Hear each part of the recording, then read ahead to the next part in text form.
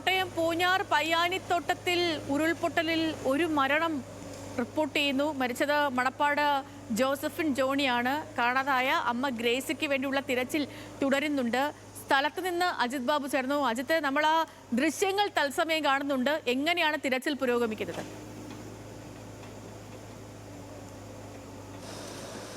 ഒരിക്കലും ഉരുൾപൊട്ടൽ ഉണ്ടാകാത്ത ഒരു സ്ഥലമാണ്. അവിടെയാണ് ഇത്തരത്തിലെ ഈ കുന്നിന്റെ മുകളിൽ പയ്യാനിത്തോട്ടം എന്ന് പറയുന്ന ഈ കുന്നിന്റെ ഏറ്റവും മുകളിൽ നിന്ന് ഉരുൾപൊട്ടൽ ഉണ്ടായത്. ഇവിടെ തൊട്ട് താഴെ ഈ JCB ഇരിക്കുന്നതിന്റെ ഈ സൈഡിൽ ഈ വശത്താണ് ആ വീടുണ്ടായിരുന്നത്. വീടിപ്പോൾ കാണാൻ പോലുമില്ല. കാരണം പൂർണ്ണമായും മണ്ണിന്റെ ഒരു കൂന മാത്രമാണ് അവിടെ അവശേഷിക്കുന്നതായിട്ടുള്ളത്. വലിയ കല്ലുകളും മാത്രമാണ്. ഇവിടെ രക്ഷാപ്രവർത്തനം ഇപ്പം നടന്നുകൊണ്ടിരിക്കുകയാണ്. നാട്ടുകാരാകെ വലിയ ദുഃഖത്തിലാണ്. കാരണം ഇവിടെ ഇത്തരത്തിലൊരു അപകട സാധ്യത മുമ്പ് ഉണ്ടായിട്ടില്ല എന്നുള്ളതാണ് ഇവർ പറയുന്നത്. അവർ കിടന്നുറങ്ങിയ ആളുകളാണ്. അപ്പോൾ ഒരാൾക്ക് മകന് ജീവൻ നഷ്ടപ്പെട്ടു.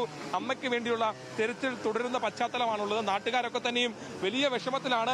ആ നാടിന്റെ വേദനയാണ് ഇപ്പോൾ ഉള്ളത്. മുഴുവൻ നാട്ടുകാരും ഇവിടെ എത്തിക്കൊണ്ട് ഇത്തരം രക്ഷാപ്രവർത്തനം നടത്തുന്ന പശ്ചാത്തലമാണുള്ളത്. മുമ്പ് ഇത്തരത്തിൽ ഇവിടെ എങ്ങനെ അപകട സാധ്യതയൊന്നും ഇല്ലാതിരുന്ന സ്ഥലമാണ്.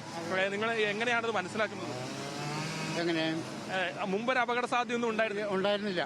ഇത് ആദ്യത്തെ സംഭവം ഇവിടെ. ശക്തമായ മഴ രാത്രിയിൽ പെയ്തപ്പോൾ അതെ അതെ അതെ രാത്രി ശക്തമായ മഴയായിരുന്നു. മുമ്പ് ഇവിടെ ഇത്രയും വലിയ മഴ പെയ്തിട്ടുണ്ടോ? കാരണം പല ആളുകളോട് ചോദിക്കുന്നുണ്ട്. പക്ഷെ ഇങ്ങനെ ഒരു അപകടം അങ്ങനെ ഉണ്ടായിട്ടില്ല.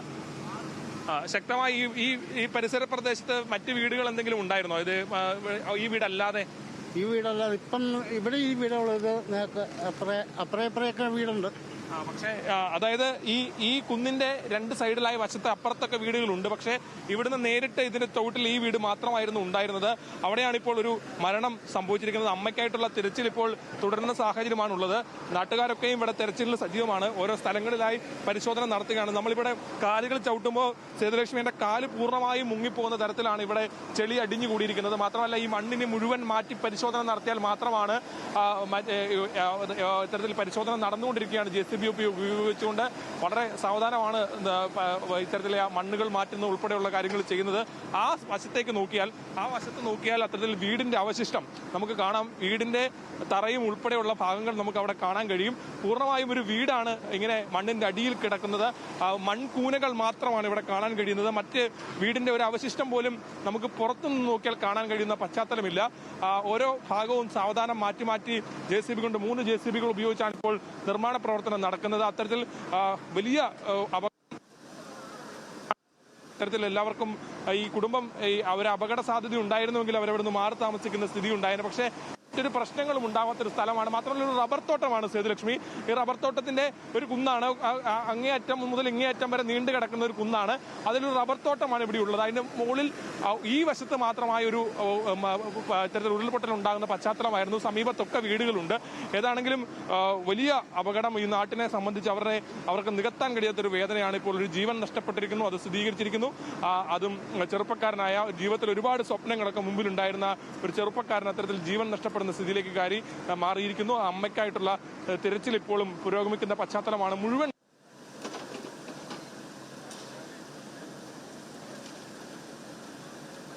നമ്മൾ ഈ കാണുന്നത് ഇടുക്കിയിൽ നിന്നുള്ള ദൃശ്യങ്ങളാണ്. ഇടുക്കിയിൽ പയ്യാനിത്തോട്ടത്തിൽ അവിടെ ഉരുൾപൊട്ടലിൽ ഒരാൾക്ക് ജീവൻ നഷ്ടപ്പെട്ട് ഒരു മരണം റിപ്പോർട്ട് ചെയ്തു. നമ്മളിപ്പോൾ സ്ക്രീനിൽ കാണുന്നുണ്ട് ജോസഫിൻ ജോണി. ആ ജോണിക്കാണ് ജീവൻ നഷ്ടപ്പെട്ടത്.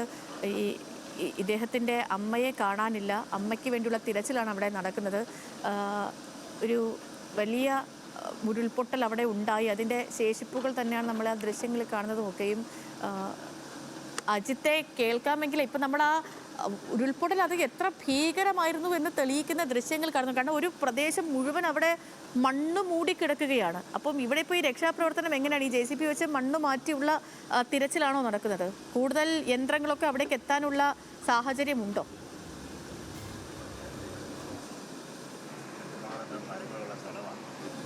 അതായത് മുഴുവൻ ഒലിച്ച് താഴേക്ക് ഒറ്റയടിക്ക് വന്നിരിക്കുകയാണ്.